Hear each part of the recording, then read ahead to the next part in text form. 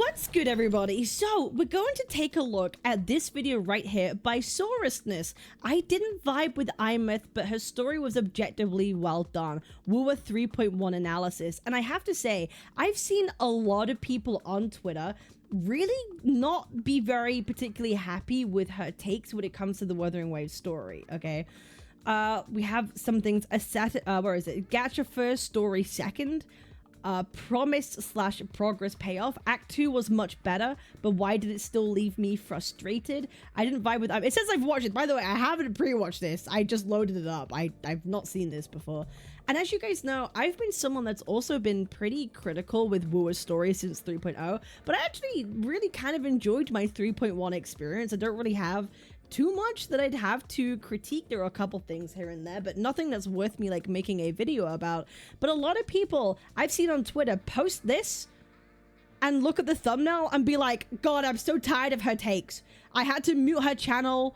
Her takes are so bad. I can't believe these Genshin like creators coming in here trying to do this. They're just doing it for money and views. And I have a feeling that maybe they've just seen the title and thumbnail and came to a conclusion. I'm really wondering why people are having such a severe reaction to this. As someone who's been very critical of the story and is very well aware that there are a lot of Wu's story elitists that go around, I feel like we should watch this and give our take and opinion too and see, are people justified in being angry at this? Or maybe it's just a case of like title and thumbnail equals this person must have a bad take. So let's go get into it and see for ourselves. Wuthering Act 3 was, for me, a very odd experience. In many ways, Kuro gave us exactly what I've been asking for, exactly what I've argued they're capable of all along. But it was built upon a character archetype I've never really cared for, so I was left on the outside looking in. The vast majority of people adored this story, and with good reason. I did not. For my personal take, I actually really liked 3.1. I thought it was cool. I thought it was a very different direction.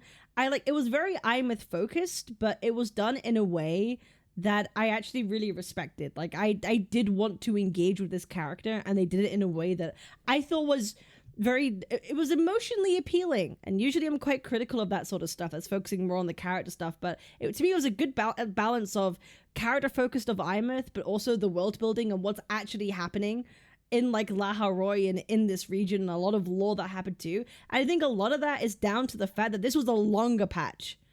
It was a longer patch, and I think that mattered.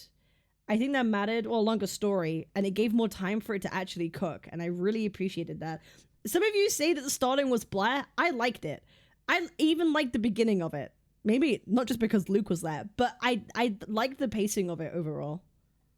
But while there were many details which bothered me, even in the moment, I could see how they took the core of each chapter I had loved in the past and combined them all together. Let's explore what makes this story so well done that someone who didn't enjoy the experience can appreciate the art, and why I still think they can do better.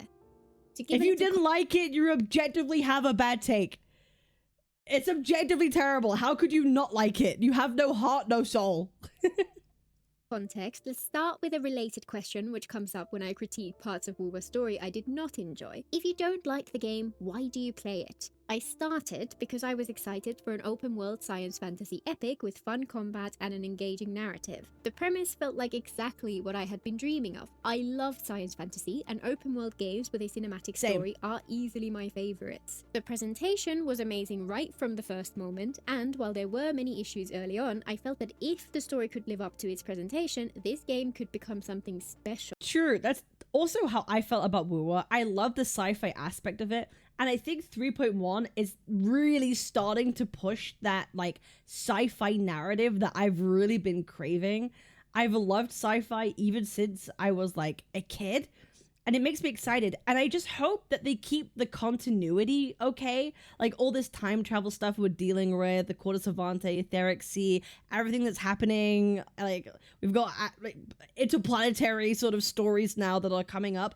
I really hope they're able to nail like that actual world building in that sense and have all the information be coherent and make sense. That's the difficulty of making like a sci-fi, is having it's like in a language, and how the actual sciencey stuff of how everything works in the world building be concise and understandable and interesting. That's one of the things that makes sci-fi so great, is its actual systems of the world that are interesting for you to experience and read, because it lets you get like immersed into that world. Because right now we've kind of been leaning into the fantasy kind of stuff of things, and now we're leaning into the sci-fi more. And I really hope they nail it as we go into like 3.2, but I think more importantly 3.3. I'm really hoping they nail it, and if they do, I'm gonna have even more positive things to say about Wuwa. Instead, over time, my excitement faded. The updates weren't bad, but the story didn't capture my imagination in the way I'd hoped, the characters didn't capture my heart, and by the end of version 1, I kinda lost interest. It was still a good game, but perhaps just not for me. Then came Renacita. It started fairly well, and from an exploration perspective, it addressed most of the issues which had left me disappointed during version 1, and before long I saw hints that the story might reach its full potential. Cartathia's quest was perhaps predictable and cliché, but it came across as a truly heartfelt story told with a focus on It was cliché. It was cliché, but god did it make me fucking cry. Sometimes cliche is fine if it's done well, and I think the presentation and everything and the vibes really just made it worth it, even though the story was kind of like predictable. Which swept me away. Lupus took a different approach, a more complex narrative which slowly revealed a timeline split across several iterations, which still managed to make the characters likable and the moment-to-moment experience compelling. And Frolova's was a fascinating exploration of an I love Frolova's story. 2.5 was great. Backstory explained her actions without justifying, and most importantly, who challenged our protagonist and forced us to question their morals and motivations for the first time. It still had room for improvement, and these are the kinds of things I expect of any good story, but for a good half a year, Wuwa's execution was fantastic. If they had kept that up, I'd have been ecstatic. And if they'd taken the strengths of each— even though like 2.0 was very much leaning in the whole fantasy side of things, I still had fun. Of those stories and built them into a cohesive tale with a wider scope than just one patch, then it could— It's not really sci-fi, I'd argue it's more fantasy. I think that was the case, especially with Renacita. But now as we're going more into like La Haroy and 3.0, it's becoming more sci-fi as the patches go on. So I think we're going to get there, and I want them to really lean into it more. Personally, I think we're getting there, especially with the Court of Savante, the Etheric Sea, everything going on, the Exostriders, going home. I think we're really leaning into that now. I think it's getting there. I think it's ramping up, and like I said earlier, I hope they're able to really nail that world building and the sci-fi systems, because that's really important to me. Like all the sci-fi jargon is I like. Become that something special I had glimpsed in its early presentation. I did not expect that level of quality every time, but as I've covered previously, I was still disappointed with the rest of Renacita despite its peak presentation. For me, the underlying story did not live up to its promise. I hope that, with a fresh start in La Haroy, they would set things up to recapture those— Everything after like 2.5 kind of went a bit downhill for me too. I'll be honest, I get it. Tights, but as I covered in my last two videos, Acts 1 and 2 both frustrated me, though in wildly different ways. That's not because I hate the game, it's because I think they can do better. After all, they did in the past. I kept playing because I had hoped they would recapture that spark and maybe even take it further than they had before. And since they seemed to put in far more effort for each region's Sentinel Resonator, I was especially curious how they'd handle Aemeath. As I hinted in the intro, unlike seemingly everyone else, I did not like her. I'll explain why in a little more detail later on. I can understand why saying that would make people mad. How dare you say my favorite waifu you didn't like? You're not allowed! You're not allowed, you better have good reason. You monster! I like Aemeath. She's pretty. She looks great. That's it. But in brief, the way she was presented in the first half of the quest leaned too much into a character archetype I cannot stand, and unfortunately the second half couldn't quite save her for me. And since she was the heart and soul of the story, that meant I did not enjoy the experience. However, there are a lot of aspects to the story which I think deserve a lot of praise. Let's start with the smaller ones and work towards the biggest. First, Act 3 avoids some of the key pitfalls which had made me frustrated with Acts 1 and 2, and provides the kind of introduction to La Haroy and the people within it which I'd wanted from the start. We're introduced to 3 new characters. Actually being in the academy itself. that gave it a big tick in my book too. Like, I always felt the introduction to Laha Roy and the Studios and Academy of Life should have started kind of this way. I felt that from the beginning. That was a critique of mine, and I'm glad in 3.1 we actually got time in, even if it was for like 5 minutes, I still really appreciated this. Sigrika, Nivora, and Lucille, and each is used in a different way, with different levels of involvement in the story which felt appropriate. Their presence made the world feel just that little bit more like an active community made up of people, rather than just cardboard cutout NPCs. And it also continued the presence and the story relevance of 2 of the important characters from Agreed. earlier acts. Mornier showed up for a brief moment to help move the plot along, while Luke played a much more significant part and tagged along with us for a good hour or so of the quest. That's why I liked the first part of this story. We actually had interactions with the characters that were important to the cast of like 3.0. Great. Good. That's good story building, good world building. I like that. Some people seem to hear characters just disappear from the story as a cry for them to merely show up, kinda how Mornier did here. What we're actually asking for is their stories to continue outside of their moment in the spotlight. Luke's part in this quest was far more significant than the kind of level we're talking about without ruining Aemeath's story, and more— Exactly. This is exactly what I was talking about that I wanted in like Acts 1 and 2. Like, I really agree with this. And everyone's like, oh, you just want character interaction slop like Genshin. Like, no, that's not what I was advocating for. Just like everything to make sense in the actual continuation of the main story. And 3.1 really hit that for me. And I said in my review, this was a big talking point for me. It's exactly how I want it to be done. Characters actually working together to solve problems in the main story. It's not just Rover and the banner character, it's like everyone together doing something. I think that's cool. Importantly, it continued his story and set things up for future acts as well. Much of the early parts of this quest had me just wondering why this kind of introduction barely happened in the introduction to the region. So agree. I also thought that once we got past the introduction, not what we were asking for, it's what she's asking for. But there are a lot of people who have the same sentiment. She's voicing her opinion, the opinion of other players. No, I get that, but I'm also voicing my opinion too, Cinefe, right? Like, just the same way your opinion is not what everybody wants, or Shinem's opinion isn't what everybody wants. It's an opinion, right? She's talking about the people like her and me that was saying from the start something like this would have been really, really cool. She's not speaking on behalf of everybody, okay? She's making critique. She's not talking for everybody else. I think we're all aware of that. Let's not get our knickers in a twist.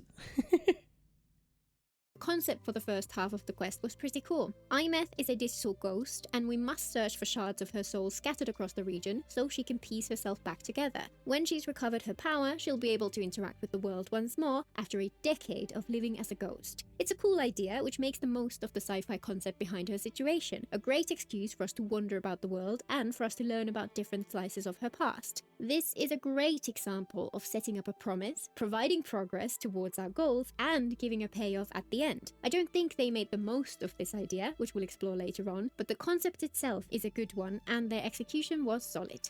I also think that little moment with the astronaut deserves a shout out for making the most of the ever-present binary dialogue options. We explore a space station which fell to the planet long ago and has been undisturbed under the ice sheets ever since. As we delve deeper, we eventually unlock a sealed section and discover that everything inside has been corrupted by void matter. The void matter should have spread out and contaminated the rest of the station and beyond, yet it has been locked in and we found out why. A lone astronaut had regained consciousness after the crash, realized he was infected, and used his last moments to seal the corruption away from the rest of the world. At the end of this brief section, we get the usual dual dialogue options, except here they do something different. Most of the time, dialogue options in games like Wuwa make so little difference that they almost feel like they're just checking that you're still paying attention to the game. By the way, I like the astronaut boss fight. I forgot the guy's name, but I really like the introduction and the continuation of the Court of Savante like story too, and having that be more involved and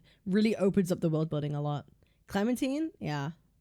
Time, each option presents a different interpretation of the story we had just witnessed. Did he know everyone else in the station was already dead and seal the void matter away to avoid corrupting the wider world? Or did he think his friends and colleagues were still alive and act in the hopes of saving them? Either interpretation makes sense, and they're each tragic in their own way. Presenting them as a question, asking us to put ourselves into the astronaut's perspective, made the story just that little bit more real. I enjoyed the world building throughout the space station exploration sequence, and this moment towards the end really topped it off. But far more importantly, the central narrative trusted the audience to follow a more ambitious tale with its progressive reveal of the time loop which circumscribed Aemeath's existence. Time travel is one of those aspects of science fiction which can cause an entire story to unravel if it's not done well. Can I be honest about this whole time travel thing in Wuwa? I haven't really given it that much thought or attention, and here's why. Literally because of this reason.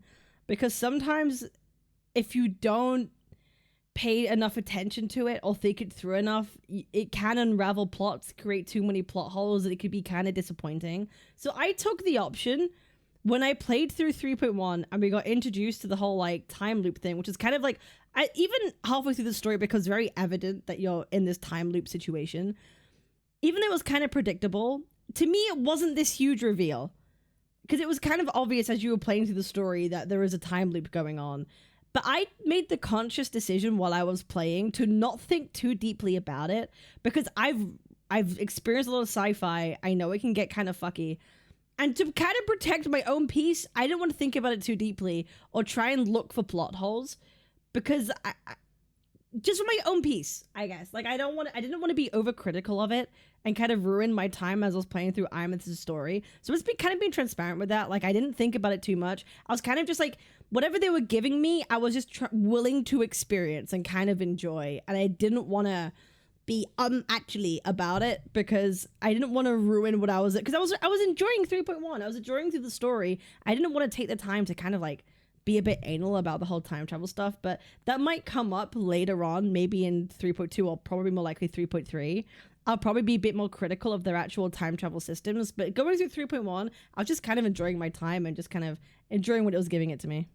And it takes a lot of skill to set things up in a way which is both engaging to experience and coherent and logical once you have a full understanding of every step along the way. I particularly like it when they lean into the paradox side of things. For example, Predestination is an underrated favourite of mine because it really goes hard on that. Aemeath's is similar, a closed loop which evokes questions of destiny, fate and free will. Here, the time loop was presented more as a payoff to all the setup which had come before, an explanation which satisfies all the little hints. By the way, I'm not saying I don't understand how it works or how it happens. Like, I'm aware of how it works.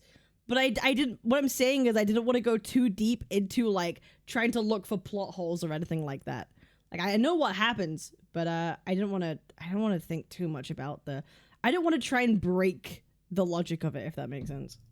Which had been left open. I'd argue the story's focus was more on Aemeath's emotional journey, the revelations about Rover's past. Because, yeah, 3.1 didn't actually focus too much on the time travel stuff. It was more like something that they did as like a big reveal rather than something they talked about for a long time. And setting up her sacrifice rather than the time travel itself. Yeah, exactly. I agree with this. It was very much talking about like Aemeath and Rover's relationship and her thing rather than time travel being the actual like focus. That is true. That doesn't mean it's bad necessarily.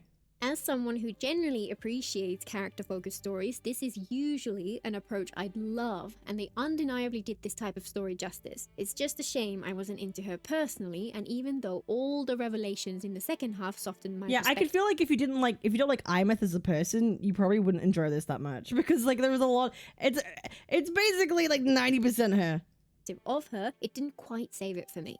In contrast to the astronaut's engaging but self-contained story, Sigillum's part in the plot turned out to have huge implications which stretch far beyond this single chapter. It showed up throughout the first half of the quest as an antagonist, a rogue mech trying to interfere with us, somehow siphoning off some of Rover's frequencies with every encounter. In the final confrontation, we learn Sigillum took form from a fragment of Rover's frequency which Aemeath discovered and nurtured, corrupted by the void in her moment of weakness. The truth she learned was seismic. Rover is from a different planet entirely and travelled to Sol 3 along with the Sentinels on a mission to save the world. Dude, we had such huge lore drops in 3.1.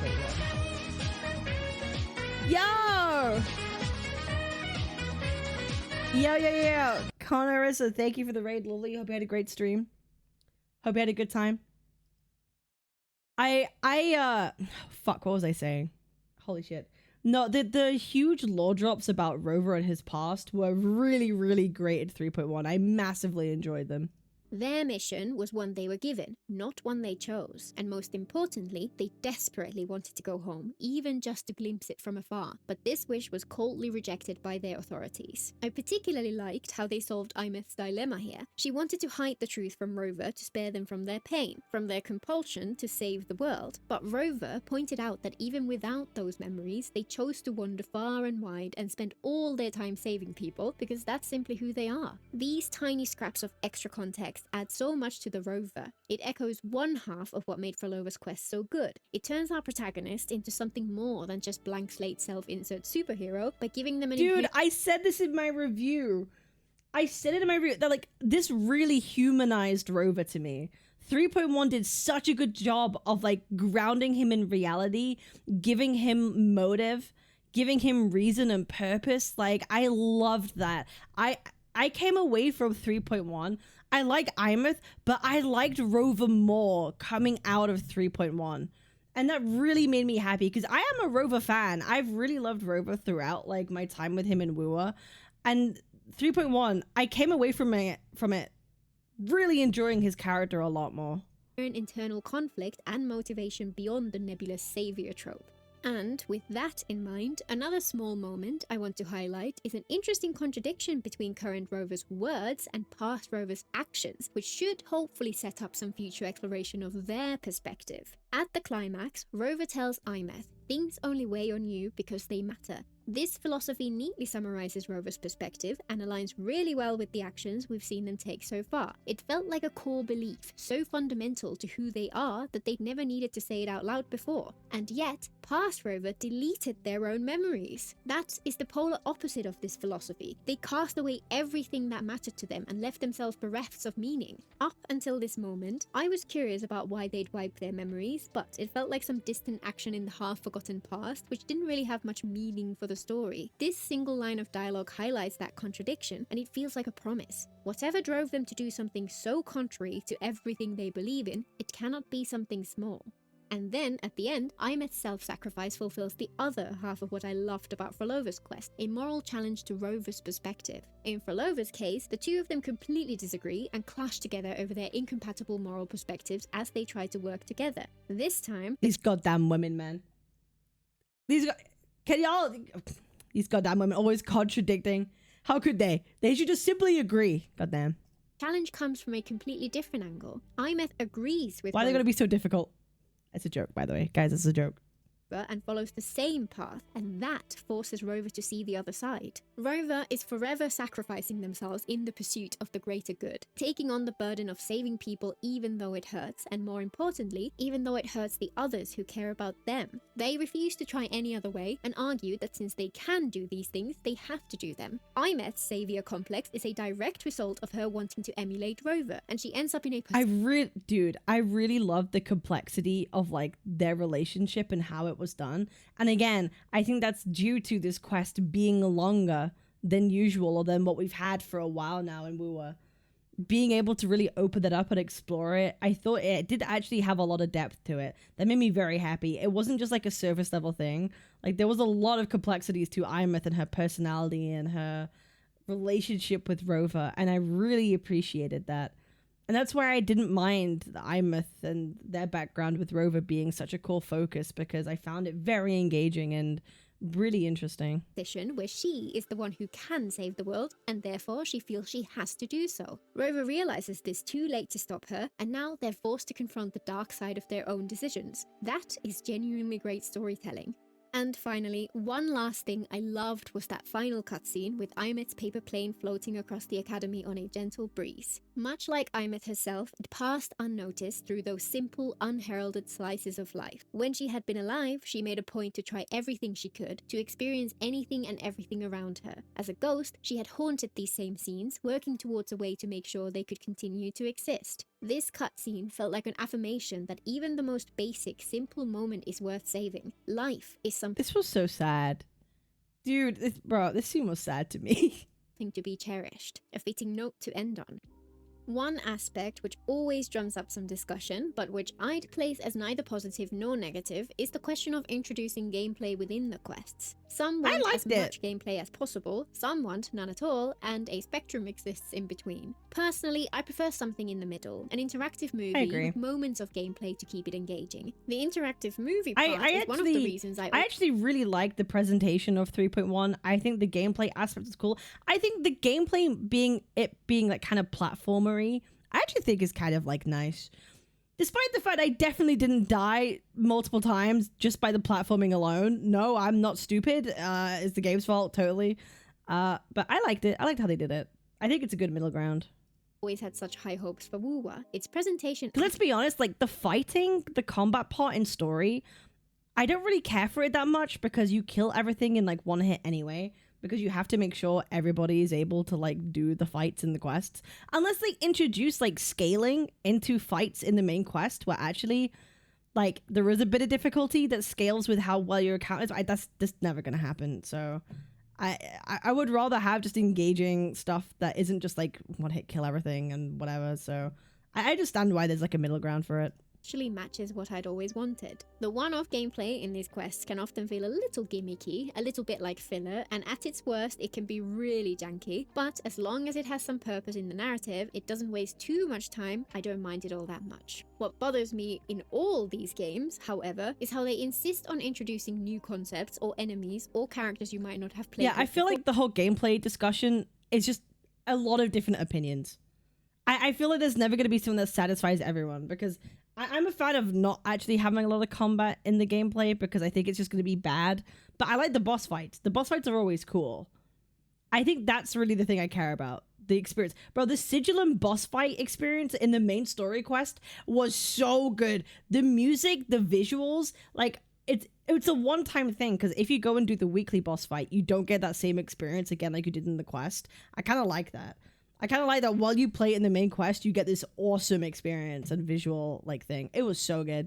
Or at the climactic moment of their stories. This fight against Sigillum had the presentation, emotional stakes, and so narrative twists, which should have made it an iconic experience, but its momentum was tanked for me by the time spent figuring out what the hell I was supposed to do to counter Sigillum's attacks.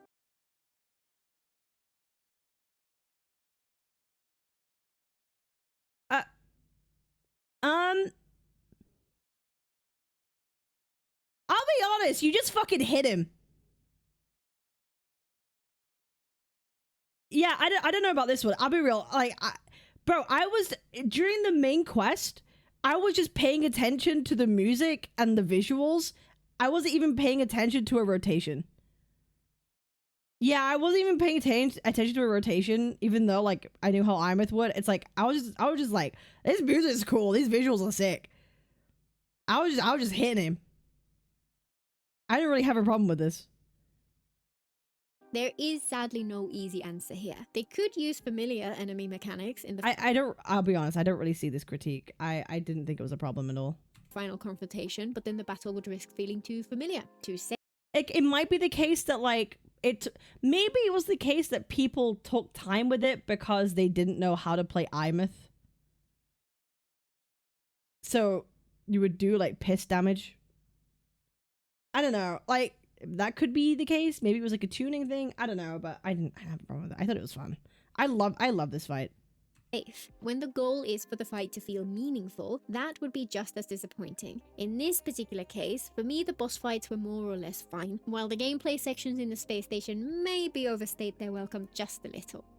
So, given all those clear positives, I think that's a critique people had in the past though, that the boss fights in the story were too short. And I think they addressed that here by making them a bit more difficult or longer. So maybe like there's like an in-between that they need to find. Maybe not as long as this, but not as short as the others. Because there were times where like you defeat it so quickly, it's like, oh, it's over. Right? So like maybe that's really what it is. There used to be a better like middle ground. I don't know. I don't think it was like hard.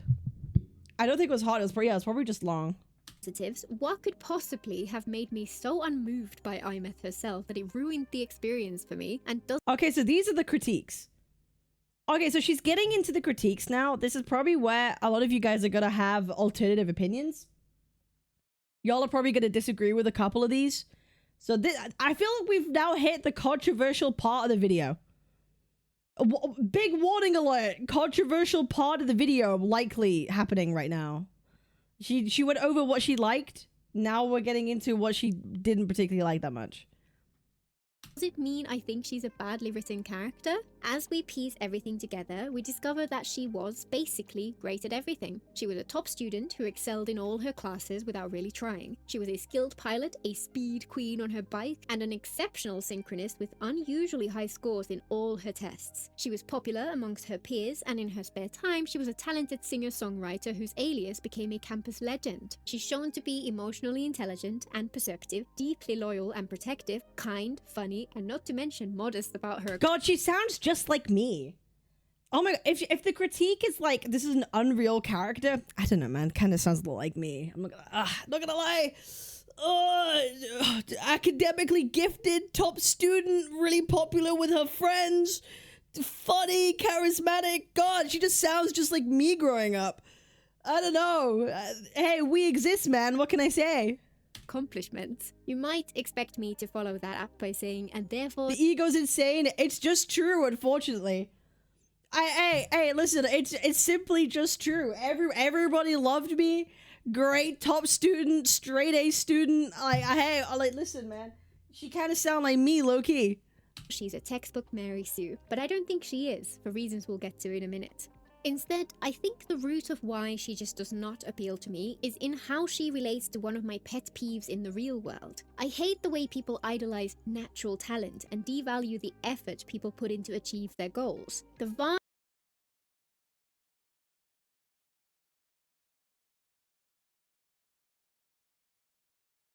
Okay, well, how much of it was natural talent and how much of it was natural talent mixed in with the fact that it was Rover that literally raised you? Because, like, you could say that definitely Aemeath from when she was young was very much inspired to be great because Rover was great. Like, you can definitely make that take that she was massively inspired by Rover and Rover motivated her and she wanted to be as good as him and she wanted to protect him, and that was a huge motivator for her to be great.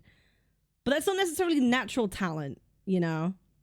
Like, that's probably natural talent mixed in with the motivation and the will that Rover gave her, you know what I mean? So that's why she worked so hard. That's how I always perceived it. Because if you were motivated by Rover, I think a lot of other people would be in like a similar position. So I don't know if it's just natural or innate and how much of it was the motivation that Rover gave her. The vast majority of people at the top of their fields will have put in monumental effort even if they were naturally talented in the first place, yet all that effort gets dismissed as unimportant. Many aspects of Aemeath's presentation grated against that for me, and her singing is the perfect example. She has an entire fan club celebrating her work a decade after she disappeared, and yet it's brushed off as something she's just dabbled with in her spare time. Okay, that is one thing I did think was strange. This is my one critique of like Aemeath as well. I did think it was strange that this like idol side of her felt kind of a little bit shoehorned for me. That was the only thing. Like, I did feel the idol thing was a little bit shoehorned. Like, I didn't think that we got a lot of like talk of how she went from not doing it to doing it. There was a lot of like outside material from the main story that kind of led to that too, but it did feel a tiny bit, but I still enjoyed it. I didn't really think about it too much. That's probably maybe something I could kind of see, but, you know. Not something she was even particularly passionate about. When that's the pattern for everything about a character, I end up feeling like the author is just trying to manipulate me into liking their creation. I lose my immersion in the story, which is incredibly frustrating, and I end up disliking the character as a result. I find much more personality in someone who pours their heart and soul into something. Hell, it would have been interesting if her motivation had been that she craves being the center of attention, a perfect fit for her. So, okay, I'm trying to understand where her take's coming from. So her take is that Aemeath, a lot of Aemeath's like identity comes from her being kind of like an idol. It's a big part of like the quest in terms of like its presentation, and it's an important thing. But Aemeath herself frames it as it was just a pastime hobby for her. Even though she hasn't been around for 10 years, people still love her for it. Doesn't really make sense. Even though it makes it cool. I can kind of see where she's coming from. I feel like obviously it's not like an Astra Yao story. If you think, I'm trying to compare it to like Zenless Zone Zero with the Astra Yao quest, where a lot of it was revolved around her being the idol and her being that singer and her that being her career. But in this case, like Aemeath is a student, right? Aemeath is like a student, that's a thing. But yeah, like half her kit animations are her like singing and evolving in it. So it's strange, like if it's just a pastime for her, why is it such a big part of her kit and presence? I can see that. I can understand that critique. I can understand it, is what I'm saying. I'm not saying I agree. I understand where it's coming from. Abandonment issues, and giving her a character trait often seen as a flaw would have been an interesting dimension. Instead, every aspect of her personality came across as she's the best girl. For me, talent without effort doesn't feel earned, and a character who excels at everything without caring about any of it gives me nothing to hold on to. For all the people who bought into it, however, this was a fantastic way to set up everyone for a devastating heartbreak later on. Despite that huge barrier preventing me from connecting to Aemeath, even in the first half of the to me, that's not enough for me to not like her character, though.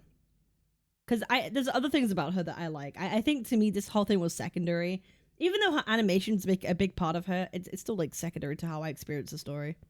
I did not see her as a Mary Sue. For one thing, her whole situation as a digital ghost existed because she had failed in her attempt at being a hero in the past, and she paid a heavy price for it. The framing of the story made it pretty clear that while they were going out of their way to showcase her virtues, there would be something about her which turned that on its head. There's no proof she didn't work hard though, so I don't get her point. I think that is the point. We don't really see the fruits of her labor when it comes to her being so popular as an idol. I think that's the point she's trying to make. I'm trying to be as good faith as possible, by the way. I'm being as good faith as possible with what she's trying to say. There's no proof. Yeah, so you could say it for the opposite. There's no proof that she did work hard on it. You could say the opposite, right? So if she's this big idol, where's the proof of the fruits of her labor? This works both ways. I think that's what she's getting at. But because you can't see it either way, like, who knows? Then maybe it would have been a good idea for them to, like, include more of that in the story. Once we saw beneath the surface. She doesn't have that uncanny ability to solve every problem put in front of her. Then how does she know Rover's techniques? What's that got to do with the idol stuff? Barest effort, and while her bubbly personality in the first half might make it seem like she was completely unfazed by her isolation, there were little moments which showed something more. Her habit of waving at people to pretend she gets some human interaction, for example, though I do wish those had included some moments where she wasn't endlessly cheerful. And when we see the truth inside her mindscape, it's clear just how broken she truly is. There's a bitter, almost unhinged edge to her inner self, as she clearly struggles to deal with the situation she finds herself in and the truths about Rover. I liked that about her, though. I liked that she scared me at one point. Dude, at this point in the story, I thought she was gonna, like, attack Rover, that she was so angry with him. I liked it. It made her character way more, like, complex to me and, like, kind of more emotionally deep. I thought this part was really interesting. Past that she discovered. Her overwhelming rage at Rover's treatment and her pained laughter at the unfairness of it all when she retells the story felt perfectly in keeping with everything else about her to me. I've also seen a few people say they think the depth of her connection with the Rover as a child was unrealistic since she latched onto them so quickly and they didn't seem to have that much time together in the end. Once again, I disagree. Many children take their parents for granted, sure, but Aemeath's parents died and she felt disconnected from those around her. A lost, lonely, traumatized child would hero worship someone who saved their life and treated them with kindness, and once that bond was given time to grow, it's natural that it would become a lasting, deep connection. The scenes showing Aemeath's childhood were cute, and it's clear why their time together would be such a powerful core memory for her, and lead to everything. So, like, she's kind of giving the justification for the beginning of her critique, in my opinion. like, yes, like Rover being who he is and being raised by Aemeath is the reason why she wanted to be better. She's kind of like answering her own question here to me. Well, like she's kind of like explaining her own critique. The only thing I would like kind of agree to is the whole like idol thing. Like I can understand that, but like she's explaining the motivations for why Aemeath became great with this one. About the person she eventually became. I do wish they'd shown a little more of her perspective, especially in the time after Rover left. It would have underlined just how traumatic that final abandonment must have felt. The one person she'd come to trust after losing everything, gone forever. Given Bro, that would make me sad. Dude, that would... Okay. Sure, but oh my god, that would have been really sad. Oh my god, imagine if we saw Aemeath. Imagine if we saw Aemeath after like Rover left and she's just like... But the thing is, I don't think Aemeath would be depressed. I think she would just be motivated. Actually, I don't think it would be sad. I feel like it would be like, maybe she'd be sad briefly, but it would be like, she's so determined to be great. You know? I feel like that's what it would be. It would be a compilation of her being like, I will be the fucking greatest. Like, I feel like that's what... I don't even think it would be sad. I think it would be motivating, actually, now I think about it. In their connection, it puts Rover's decision to wipe their memory in a whole new light. Not only did they essentially abandon their child, but they went and deleted all memory of them entirely. The explanation for that decision will be interesting to see once we finally get to that point. Overall, we saw her determination by doing everything. Well, no, we don't see the determination. Like, we can infer it, but we don't see it again, right? That's the point. Even as someone who feels next to no connection to her as a person, I think she's a well-crafted character with an interesting story and an emotional depth which stands out. However, since I wasn't swept away by the story, I couldn't help but notice a bunch of missed opportunities or other flaws which I'd imagine passed most people by. The first was how they handled Aemeath's invisibility. For one thing, they skipped... I feel like this is a nothing burger. I don't know. Okay. past the possibility of having some fun moments before Rover understands the situation, where we would assume others can see her too. At the end of that first scene, Lucille explains who Aemeath was, and it's instantly clear what's going on. It makes sense to get the story going quickly, given how much ground they had to cover, but I still wish they'd taken a little more time to explore that side of things. It's the kind of thing they could have included if they'd rearranged things just a little and invested some time seeding Aemeath's mystery in the earlier acts as well. And then, many conversations in the first half of the quest included Rover talking to someone and Aemeath interjecting with her perspective. I couldn't help but visualize how that came across to the people there who couldn't see her. There would be these awkward pauses all over the place. Luke pausing for 30 seconds, just long enough for Aemeath to interject with her commentary. I feel like this doesn't really matter too much.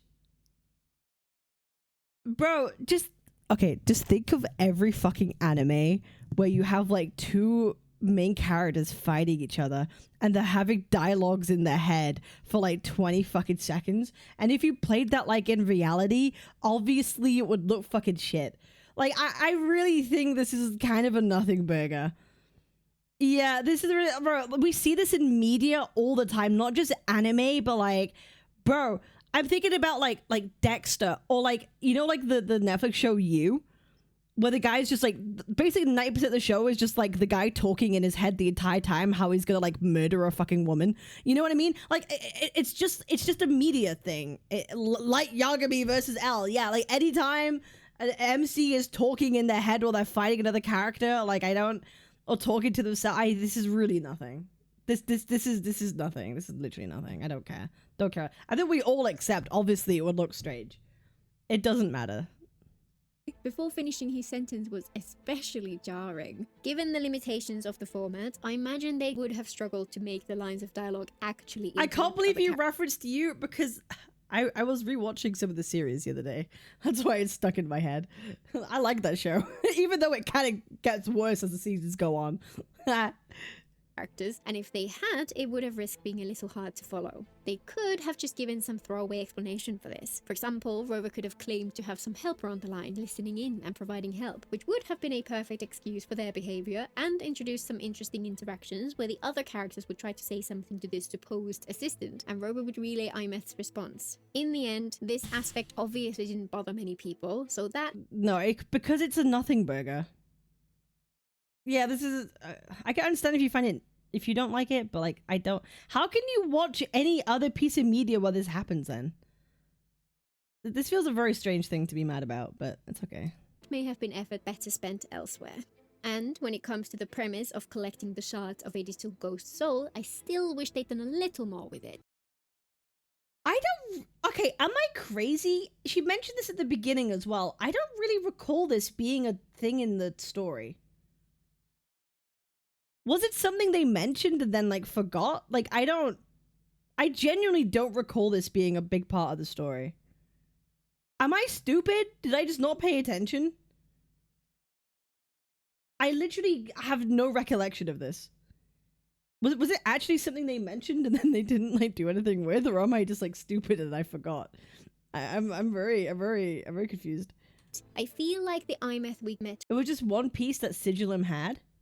I imagine Aemeath doesn't want others to know she's still alive just so that they could see her dying. Oh god.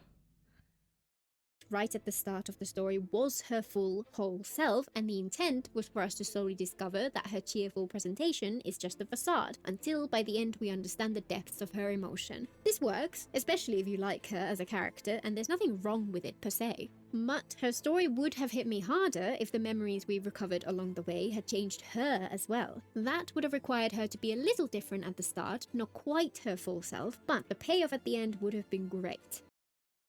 I mean, I don't know about that, because the payoff at the end is that she became a fucking vegetable. So, I don't know, man. I feel like Aemeath did go through a fucking change, right? Like, the whole point is that she's this very strong character, right? Like she's this very strong character, very determined. She has a lot to her. And by the end of it, she's a fucking vegetable. Like, you couldn't have more of a contrast of a character. I get it would be more tragic, but like we already have a huge contrast of a character. This person who is insanely bubbly and she's energetic and she's so determined and she wants to be the best, and then she ends up being like a vegetable at the end of the story. That's not her though, but like we still see it as like Aemeath, right? And it's like that's what made it so tragic, as you see this person that that was so much be reduced to something so little is like heartbreaking. That was heartbreaking to see. That moment where she says it's okay that she's dead because it means she won't forget her friends would have hit even harder, because she would have No, she's not a vegetable, that's just the body. No, guys, I know that's not like Aemeath. Like I'm aware. Like I'm aware that's just the body and the soul's like I get that, I understand that, but I'm being hyperbolic in my words. Guys, don't be nitpicky with what I'm fucking saying. I'm saying the Aemeath that we experience by the end of the quest is a version of... That's not the version of Aemeath we know. To the point where it's... she's the complete opposite of what we know, right? And that's what I'm talking about. I'm being hyperbolic with what I'm saying. You guys know what I'm saying. Those parts of her past at the same moment. In the story we got, her cheerful facade was perhaps a little too perfect for me to really buy into it, and I wish they'd at least had some tiny moments where we see her face fall when no one's watching. We got that though. But wait, I feel like we did get that though. There were so many times throughout the quest where like we did see like Aemeath falter briefly. We did see her falter briefly, and then she had a moment where she almost had a fucking mental breakdown. She literally had a mental breakdown where I was like, I felt like she was going to attack Rover. And I feel like there were definitely moments as well where she had to hold back her thoughts or hold back her feelings.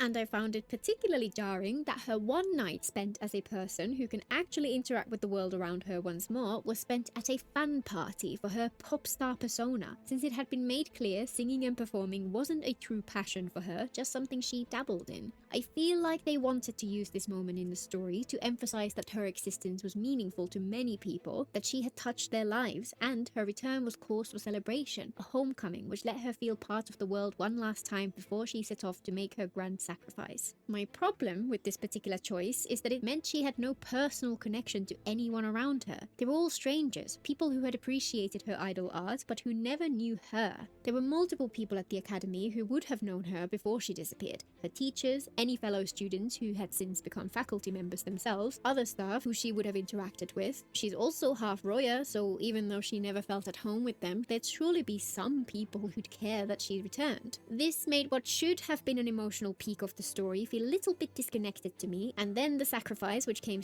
I can get that everyone there would never actually know who she is. I can get it, but at the same time, it's like, okay, I'm thinking about it logically.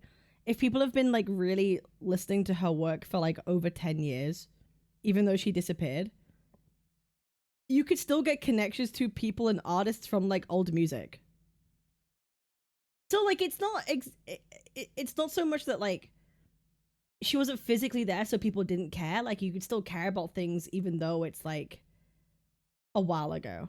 You know what I mean? I could understand this a little bit, but I feel like you could still like logic explain out of it. straight after was less impactful than it could have been. But either way, I haven't seen a single person mention this aspect at all, so I guess what we got worked for everyone else, and regardless, this is a fantastic cliffhanger on which to end Aemeath's chapter of the story. It's been interesting to see people act like the success of this story invalidates all of the critiques people had made about Wu's wider storytelling issues. No, I feel like just because this story was good doesn't mean people were wrong about past story critiques. Because in fact, I feel like a lot of what they did right was because they didn't do the stuff that like people like me critiqued at the beginning.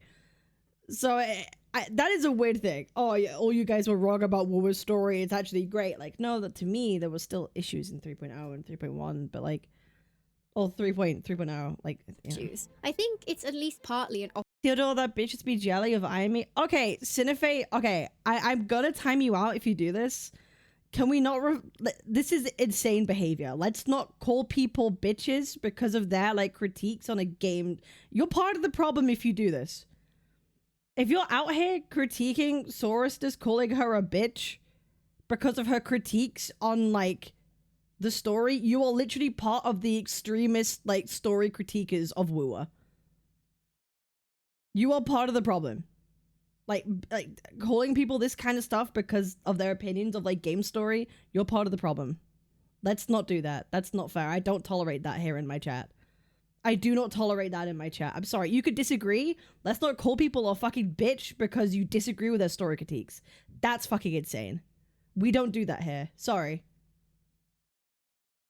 obstinate refusal to understand what people are actually criticizing. We say, I wish the character stories would continue beyond the brief time in which they are being sold to us, and they interpret that as, I want all the characters to be there for every chapter even when that does not make any sense. And, of course, they never stop to think that perhaps they misunderstood the whole discussion. Kuro were always going to pour a ton of effort into the introduction of the new Sentinel Resonator, so Aemeath having a fantastic story does not actually address any of that at all. There are signs that they are addressing those actual complaints. The way they've handled Luke so far has been promising. Mornier's I'll think of a more creative way to disagree. How about we just don't personally attack people for their opinions on the story?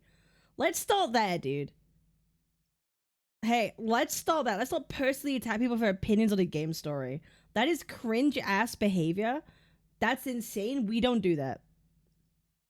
connection to Rover implies we'll get more depth from her eventually. Lucille's introduction set her up to be interesting as well, and we're finally getting some more dimensions to Rover too. The end of Act 3 gives Rover a personal goal with emotion. I'll be real, guys. I don't think her opinions have been so outrageous that she deserves to be called a bitch for.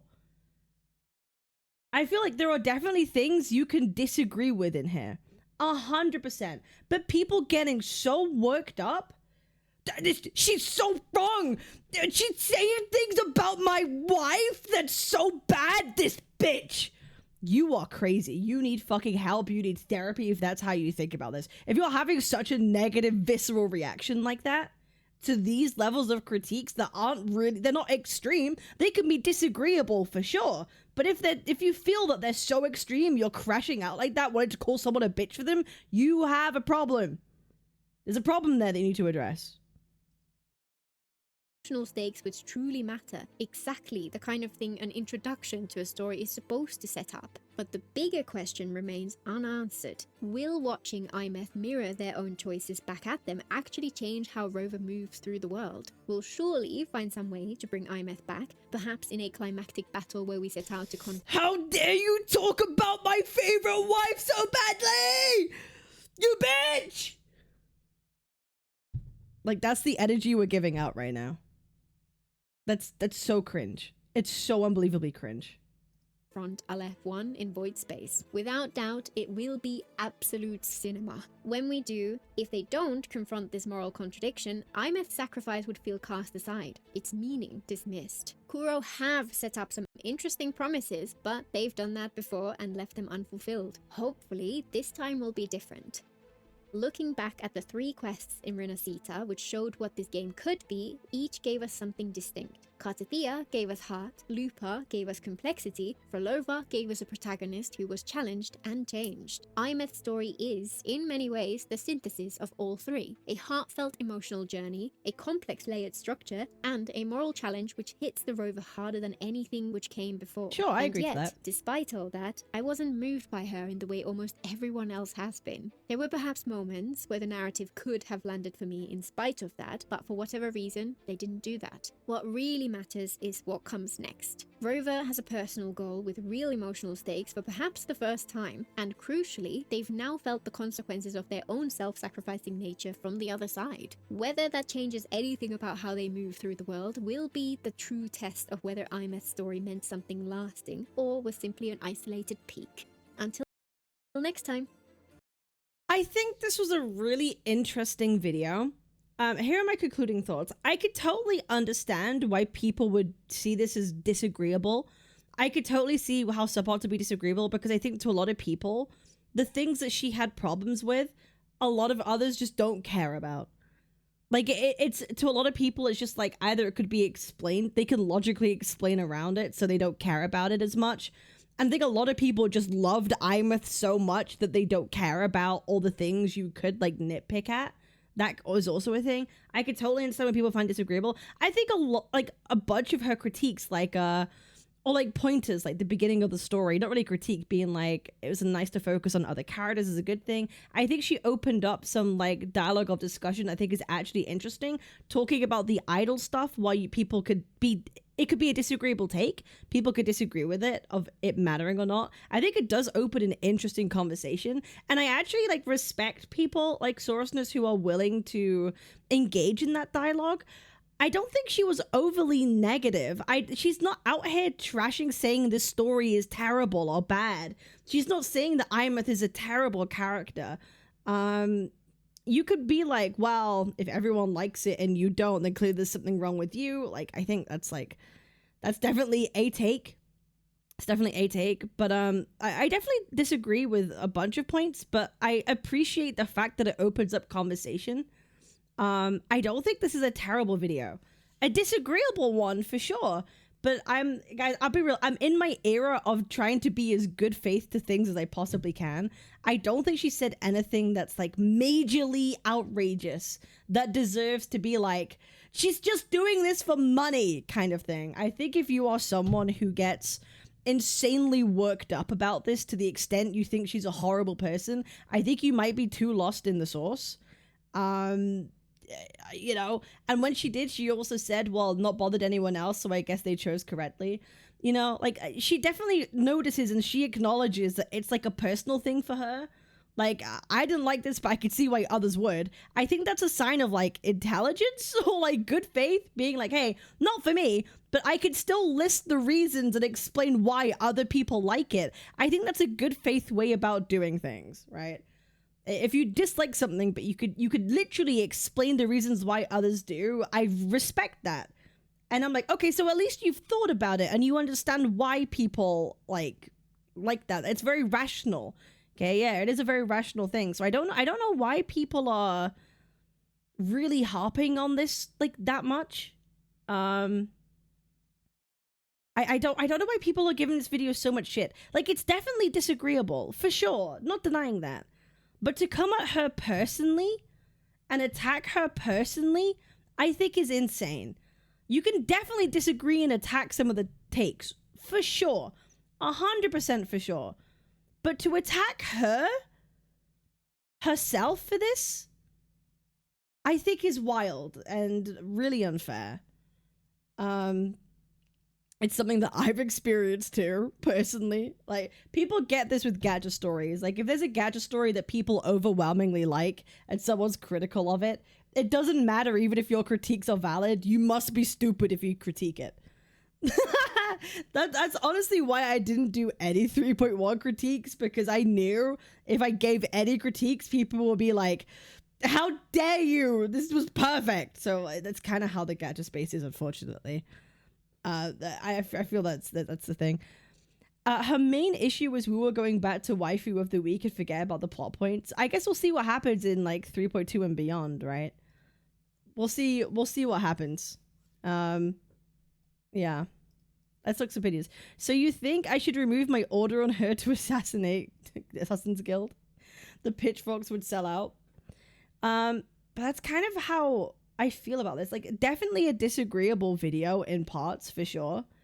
But opens up some interesting conversation on others. And I hope that everyone in the comments can be respectful.